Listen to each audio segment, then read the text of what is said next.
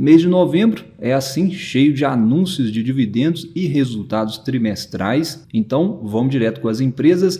Eu só te peço rapidinho para dar um like no vídeo, se inscreva no canal se você não for inscrito e também ative as notificações para você ficar sabendo sempre que eu postar os dividendos mais recentes aqui no canal. Então olha só, Unipar, vamos começar aqui com os anúncios de provento da empresa e depois eu comento rapidinho sobre ela. Tem muita gente perguntando sobre Unipar, me fala aí nos comentários, inclusive se você tem as ações da empresa, mas ela anunciou dividendos, recompra de ações e resultados.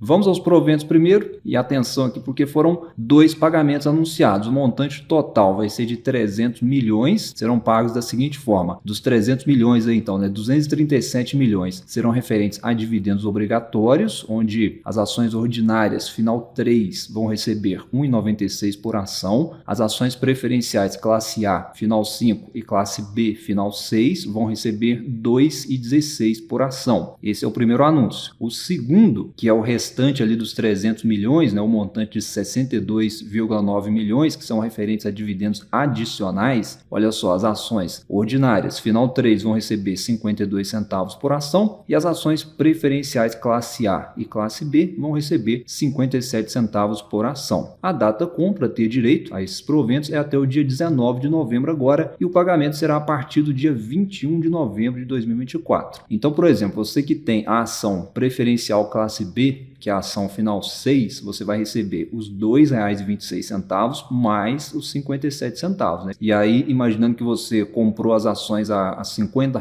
por exemplo, arredondando aqui a cotação, você está recebendo um yield aí de 5% aproximadamente. E se a gente considerar também que ela já pagou em 2024 cerca de R$ 1,40 por ação, aí somando esse yield nesse preço abaixo dos 50, já vai ficar perto ali dos 8%. Geralmente a empresa tem feito 2 anúncios por ano e também 2 pagamentos, seguindo um cronograma semestral. Num passado recente, a empresa já pagou muito mais dividendo do que isso, chegou a pagar R$ 13, R$ 15 por ação, como nós já trouxemos aqui em vídeos passados, lá no boom das commodities, lá em 2021, 2022, onde a realidade era outra, E agora comentando rapidamente sobre o resultado da empresa que foi divulgado também nessa última semana e dando a minha opinião, atendendo aqui a quem pediu para eu comentar, não é uma empresa perfeita, tá? É importante entender isso também, até porque isso não existe, Empresa perfeita em bolsa é difícil. Se existe, dificilmente ela vai estar num preço interessante para você comprar, mas muitos estão desapontados aqui com a Unipar pela queda das ações, mas dado a queda das commodities, é um movimento normal, tá? Assim como nós estamos vendo acontecer, por exemplo, com o minério de ferro, com o petróleo, com as commodities agrícolas. A empresa chegou a lucrar 5 vezes mais naquela época onde as commodities estavam em alta e ela possibilitou ali pagar para o investidor grandes dividendos. Então, o otimismo naquela ocasião foi exagerado e hoje os lucros são bem menores e o mercado acaba também exagerando no pessimismo. Mas o fundamento da empresa não mudou, O negócio da empresa, que é o fundamento que eu me refiro, não mudou. Muito pelo contrário, A empresa está avançando em projetos. Vamos ver aqui o resultado rapidinho e a gente vai comentando. A receita líquida cresceu no trimestre em 10%, atingiu 1,3 bilhão. O EBITDA ajustado foi de 233 milhões, também cresceu aí bastante, 60% no trimestre. E o lucro líquido foi de 119 milhões, também crescendo 34% no trimestre. Então deu para a gente ver aqui que a melhora do resultado da Unipar foi no trimestre, em relação ao trimestre passado. No comparativo anual ainda é fraco. Porém, é como eu falei, é empresa de commodities, então é vislumbrar preços melhores das commodities, preços em recuperação, tá? E nesse sentido, até houve uma retomada, na parte ali de soda cáustica, que é um dos negócios aí da empresa, mas o PVC seguiu estagnado em termos de preço, ele tem mais peso ali na receita da empresa. Olhando aqui os mercados consumidores, dos produtos da empresa, o cloro é 20% da receita, atende principalmente o setor de saneamento. Olha aí. Depois vem a soda, que é 33% da receita, que vai principalmente para o setor de celulose e petroquímico. E depois nós temos o PVC, que é a linha mais relevante na receita. Esse aqui representa 47% aí do faturamento e atende principalmente construção civil e laminados. Então você que é sócio da Unipar, o fundamento é esse, é o negócio da empresa. É uma empresa que atende praticamente toda a indústria. É claro que tem os problemas econômicos, por exemplo, na Argentina, a empresa tem sofrido com isso, mas pelos números aqui que ela reportou, houve uma melhora e tem problemas também, obviamente, aqui no Brasil, né? É uma empresa necessária, né? Porque existem setores perenes, como a gente viu, que demandam por esses produtos que a empresa fornece. E aí, sobre projetos, é como eu falei, ela está evoluindo. Agora, no quarto trimestre, nós já devemos observar, por exemplo, resultados iniciais aí da unidade de Camaçari, na Bahia. O início das operações é estimado para o fim de 2024, além dos outros projetos também que estão em andamento, em Cubatão e Santo André, com previsão aí de entrar em operação no segundo semestre de 2025 até o final ali de 2025. Então, respondendo aí quem pediu para eu comentar sobre a Unipar, acho que a empresa está trabalhando, não perdeu fundamento, pelo menos da necessidade do negócio da empresa para a economia, não. A questão toda aqui é aumento de demanda e recuperação de preços, tá? E isso não depende da empresa. E fora isso, o balanço ainda segue sólido, a empresa tem mais de 2 bilhões aí em caixa, a Unipar só vai preocupar com dívida, por exemplo, só lá em 2029, né? Isso se caso ela não fizer nenhuma aquisição relevante, né? Se fizer, vai ter desembolso aí, esse cronograma de amortização de dívida pode mudar, mas até então está muito folgada em termos de balanço. Nos últimos anos aí fez 4 recompras, finalizou essa última aqui essa semana inclusive e anunciou mais uma recompra que vai até lá por volta de 2026. Além disso, ela já fez também algumas bonificações, então ambos os movimentos aí são benéficos para o acionista. Vocês têm me perguntado bastante sobre o Unipar, então como ela anunciou proventos, eu aproveitei aqui para trazer também o comentário com o resultado e por isso eu me estendi um pouco mais aqui com ela. Mas vamos para mais empresas, vamos para mais anúncios de proventos, resultados trimestrais também que aconteceram nessa última semana. Nós tivemos a CSN.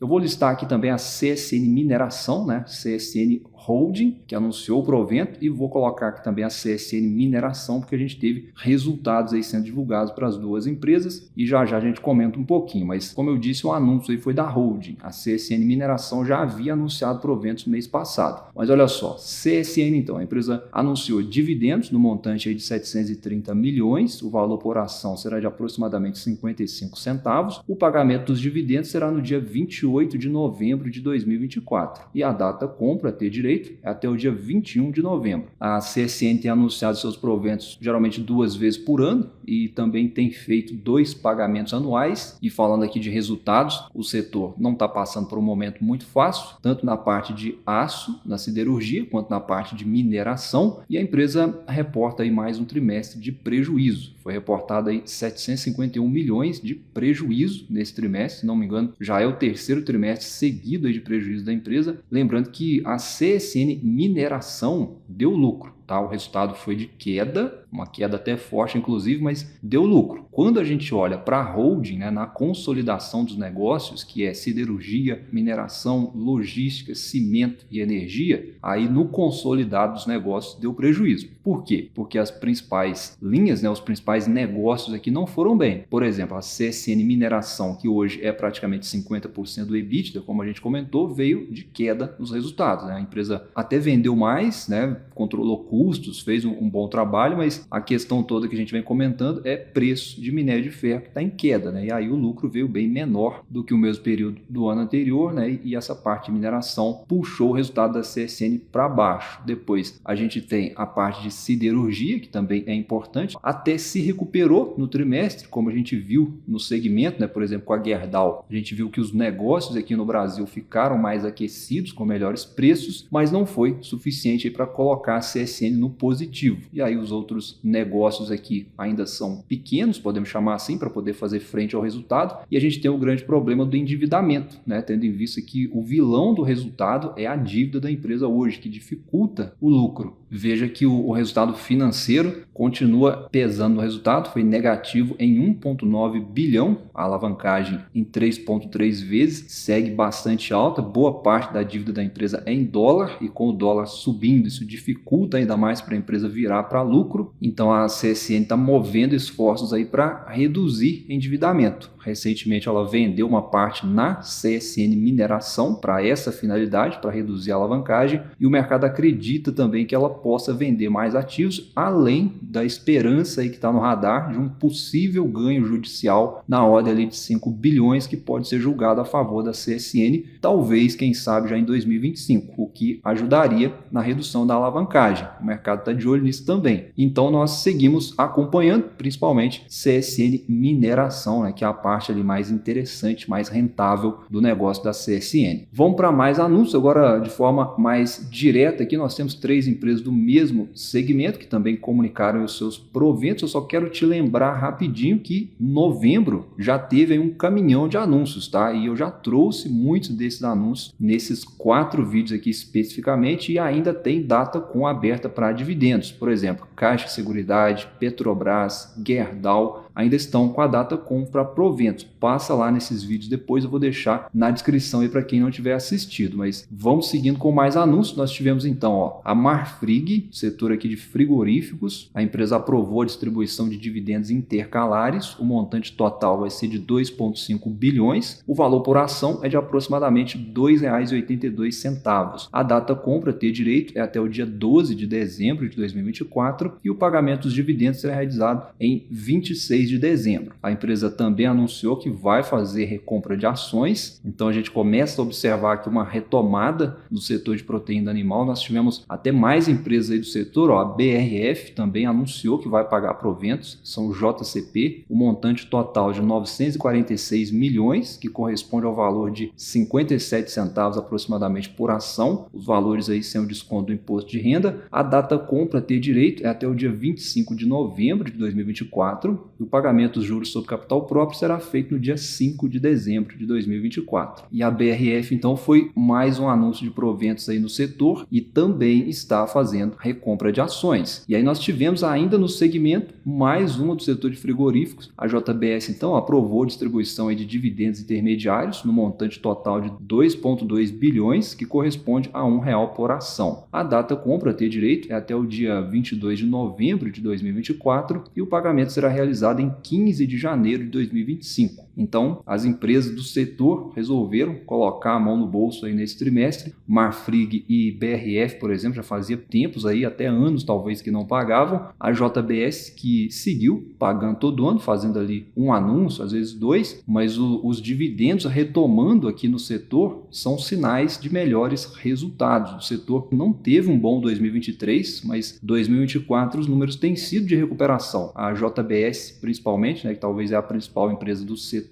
reportou grandes resultados agora no terceiro trimestre. Também está fazendo recompra de ações, mas passando aqui pelos números rapidamente, a receita líquida foi de 110 bilhões, cresceu aí 20,9% no ano e 9,8% no trimestre. O EBITDA ajustado também foi de crescimento, 120% no ano e 20,8% no trimestre, sendo reportados 11,9 bilhões, e o lucro líquido foi de 3,8 bilhões, cresceu aí 571% na base anual e 124% no trimestre. Foram números recordes aí da empresa, porém não é pagador de dividendos, apesar que os analistas aí adoram o case, né? Todo mundo sempre recomendou compra para a JBS. Se a gente olhar pelo lado da dolarização, por exemplo, né, tendo em vista que mais de 50% da receita da empresa vem dos Estados Unidos, e também pelo lado da diversificação geográfica, onde ela atua em vários outros países e é até líder em alguns segmentos em outras economias, e também a necessidade da empresa economicamente falando, por ser do setor alimentício. Então, nessa conjuntura, até é uma tese válida, mas, porém, né,